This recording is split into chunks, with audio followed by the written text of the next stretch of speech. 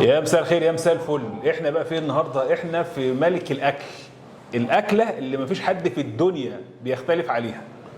المصري فول وطعميه. المصري طبعا هو الاسم كمان يعني جميل، يعني الاسم واللون الاخضر والبراند، يعني الاسم مرتبط بينا يعني كبورسعيديه بصراحه عشان خاطر طبعا النادي. بس بقى تشكيله الاكل يفتح النفس، الفول بالطعميه والبيض وتشكيله السلطات والبيض المدحرج بتاعنا اللي بيبقى في السمنه. مشهورين انتوا مشهورين بيه صح؟ فبصراحه انا يعني ايه يعني وبتنجان مخلل، حاجات كده اللي هي يعني ايه. كمل انت وانا تفتح النفس. انت مش هتتكلم؟ طيب انت هتاكل بس ولا ايه؟ لا بصراحه يعني فعلا من الاكلات اللي تتاكل في اي وقت، ملهاش علاقه بفطار او بغدا او بعشاء، يعني ايه. ولو انت شبعان جعان هتاكلها برضه. دي بقى الاكلات اللي احنا لما بنسافر بره في اوروبا بنتنشأ عليها حرفيا كده، يعني اللي هو مثلا ايه في فرنسا لو واحد فاتح كشك ده يبقى يعني هناء ساعده يعني، ومعاه فود تراك صغيره كده وبيع مثلا طعميه وفول وبس، ده بيبقى يعني في حته ثانيه. لا بص، ما شاء الله بصراحه بصراحه يعني. المصري مميز بالاكل الفول والطعميه بجد، لان هو مغطي بورسعيد كويس وعامل اجواء حلوه. غير ان تيستو ما حدش بيختلف عليه، يعني تيستو في السندوتشات وبتاع. يعني انا مثلا زبونه، انا كل يوم بفطر هناك، فالموضوع مختلف بجد. الجبنه يستاهل، يعني الجبنه بقى يستاهل نجربه. الشبت والنعناع عامله توليفه يعني تحفه. الطعميه بسم الله. ايوه رقم محشيه.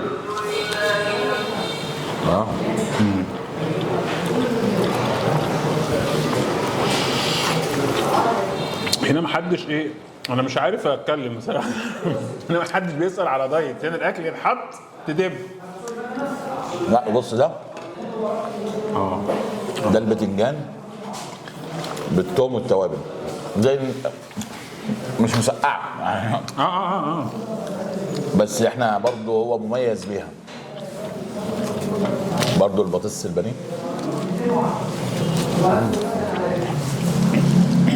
ده البيض بقى اللي هو ايه، لا ده بيتحط في سمنه بعد ما بيتسلق، بيتقلب في سمنه بعد ما يتسلق بيتقلي.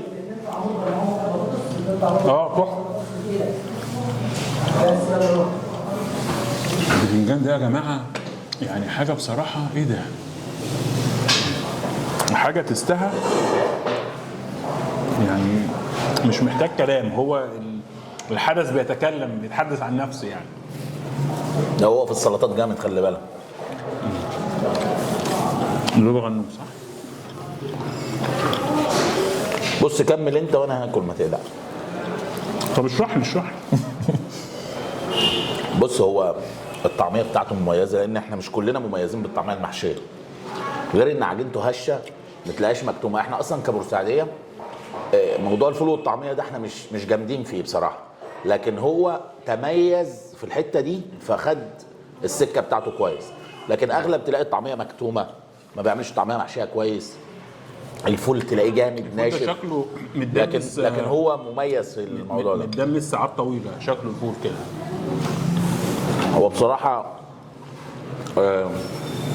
الشفات بتاعته جامدين جدا، هو مميز بالموضوع ده. وبعدين الفروع كلها شبه بعضها، يعني انا جربت من كذا فرع، ده زي ده زي ده، مفيش اختلاف يعني. المفروض يفتح في القاهره بقى. ما هو ده الطلعه الجايه بقى، واحنا هنقترح عليه. بجد والله. وبعدين احنا عايزين اسم المصري ده ينتشر. ستار حلو ما شاء الله. حتى وانا شايف حتى وانا ماشيين في بورسعيد الفروع بتاعته يعني الفروع مغطيه بورسعيد لحد ما كويس. هو عامل سمعه طيبه، يعني هو عامل بالنسبه للاكل سمعه طيبه. الناس بتسهر بالليل، بتخرج بالليل هنا في حته اسمها مشهد ديليسيبس، ففي فرع كده صغير. هو في فرع في الشارع ديليسيبس باي، وفي فرع في طرح البحر، وفي صلاح. بص بقى بص بقى، دي مشكله دي. ده بتنجان بقى. دي مشكله، دي مشكله.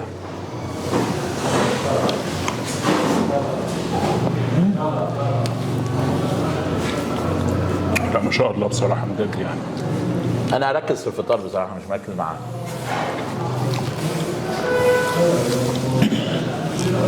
البيضه برضو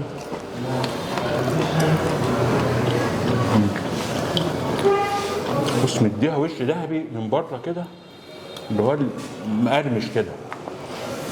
لا هو مميز بالموضوع ده، والمخللات بتاعته هو اللي بيخللها.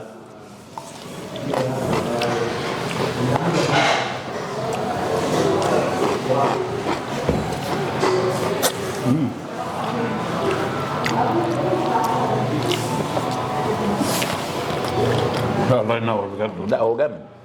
ما انا مش يعني عايزك تقول لي عندك حق ولا لا بس. والله بجد. بس انا كنت بقول له فول الطعميه في بورسعيد يعني ايه، في القاهره في اسماء كبيره لا. وقديمه هو مع حق، بس المكان هنا مميز باكله. يعني دي مش اكل بورسعيد. لا احنا تمام. مالناش تاريخ بالفول مش زي والطعميه. مثلا السمك وحاجات تانية كتير. يعني هم بيبقوا مكانين في بورسعيد بس اللي مميزين، او 3 اماكن مش كتير يعني. بس بصراحه ده لا، المصري بصراحه عامل شغل فعلا رائع بجد يعني. واعتقد لو طلع كمان بره مصر هيعمل شغل. هو يخرج بره بورسعيد الاول وبعد كده نفكر بره مصر. لا لا برافو عليك بجد والله. لا هي خدمه. برافو عليك، فرايتي تحفه، تيست تحفه مدحت اتبسط. يعني جدا بصراحه يعني.